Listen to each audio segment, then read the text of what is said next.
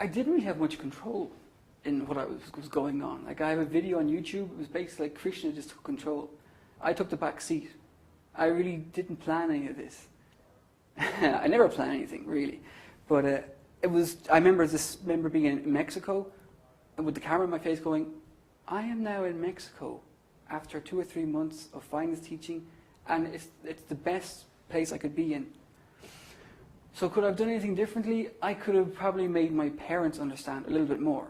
Because I was new at this, I was exploding with all this information. You know, give up, mate, stop doing this. And I was very aggressive, and I kind of turned them away from this whole idea. And then I say, well, just chant the holy name and look at the website. And they're going to go, I'm not going to chant the website. I'm not going to, what are you talking about?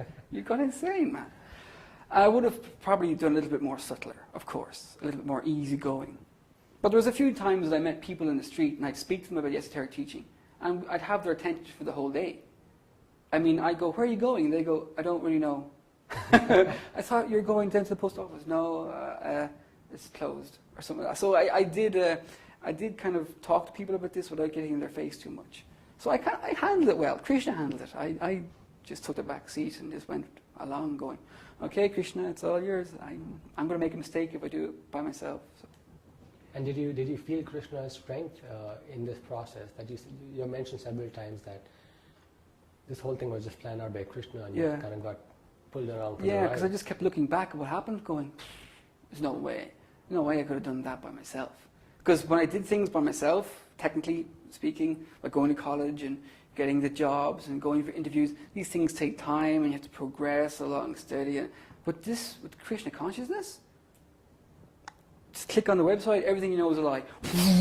Mexico. Oh, really? Yeah.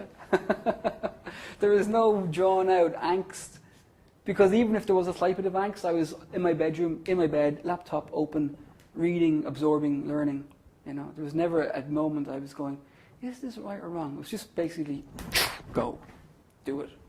And do you like where you're at right now? I couldn't be anywhere else. Where else would you be? Of course, I mean, yeah, you know yourself. That was a trick question, wasn't it? It was. How? I mean, sometimes like in the middle of a chant and you're having a really bad chant and you're just half falling asleep and your mind's going, you see, this is total nonsense. You're doing all this chanting stuff. Come on, shake yourself up. You're having a bad dream. Let's go back to what it was. And you kind of go, well, maybe. And you realize, oh, what if I went this path? And you follow down that direction, and you kind of go, well, okay, let's just deviate and see. You know where you'll end up. You'll end up being kicked in the cojones by Maya so many times. You'll be black and blue, and you'll just become so ignorant again. I mean, there's no way. I mean, once you're awake, most people stay awake. There are some people who go bloop back into it again. I don't know. I don't know how they can do that. But no, this is the most amazing place on this planet, Earth. The planet Death. And now there's a lot of other students over there who, like you, have just come across this teaching, or clicked on the website, or picked up a book and read it, and they're undergoing all these issues that most of us go through. So, with your experience, if you were to give some advice to these people about what to look for, what to watch out for, what to do, what to have courage in, feel free to just go ahead and give them advice. It's so hard because, I mean, from my point of view, the doors is opened. I think what helped me is because I always knew there was something wrong. And I think most people who find this teaching either come from a spiritual background, which I can't relate to because I was never spiritual. Spiritual to me was for old women and people on the edge of death. I mean, spiritual was just guys in black clothes going, so from a spiritual point of view, I can't relate, but people who are coming from the, wait a minute, this world's messed up, something's gone really wrong here, we're being lied to.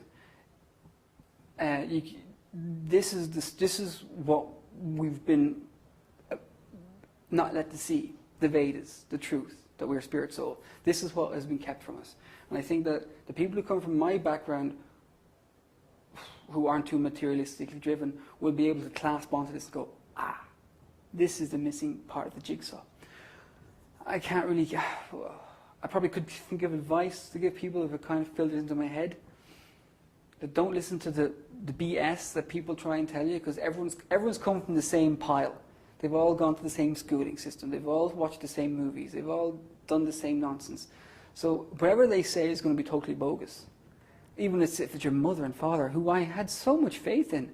You know, my mother always said, "What does your mother know?" My mother knows everything. I really believe that. And unfortunately, they come from the big cesspool of this corporate system that is just creating these pawns for the machine.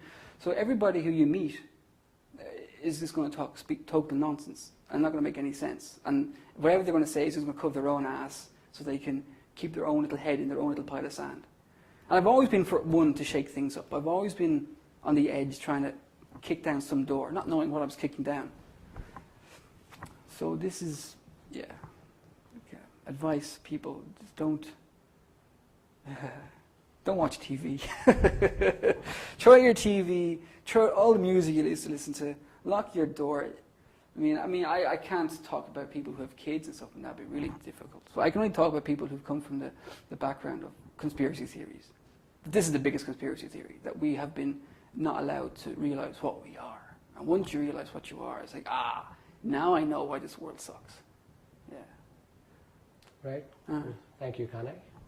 Hare Krishna. Hare Krishna. It was painless.